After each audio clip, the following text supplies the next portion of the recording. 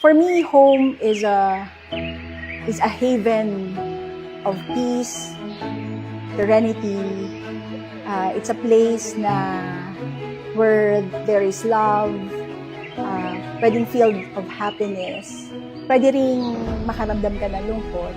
But at the same time, you know na there are people around you na kahit anong mangyari, will be with you.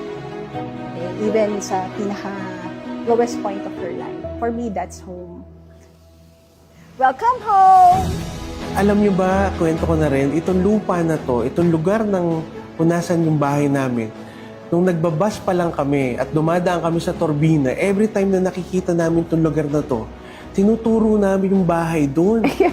Oo. It just so happened na nagulat kami nung tinripping kami nung agent namin from Ayala, na yung tinuturo pala namin from the bus is dito pala yun. Kasi talaga ang question namin noon is how does it feel to live there on top of the mountain? So ako kasi I'm so fascinated with mountains talaga, with nature.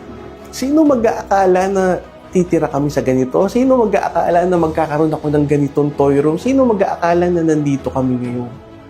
Nangarap lang kami dati. For me, AGG is a gift from God. You just need to do the business right because may sistema na yung negosyo.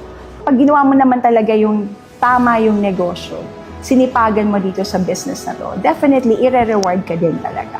Ang importante, mangarap. Mangarap, ng mangarap, ng mangarap. Kahit anong pinagdadaanan natin araw-araw, dapat yung pangarap natin tuloy-tuloy. Sa akin, ang home, ito yung lugar na mapipil mo yung love. At saka ito yung lugar na pwede kang umiyak. Na hindi ka matatakot na ma-judge ka. Kasi alam mo, yung mga taong nakapaligid sa'yo, alam nila kung bakit ka umiiyak. At sila rin naman yung, alam niyo, yayakap sa'yo para maalis man kung ano yung mga bagay na yung pagod, kaya ka umiiyak. Yung ganun. Home sa akin, kung saan malalabas yung natural. Kasi alam mo na, naiintindihan ka nila.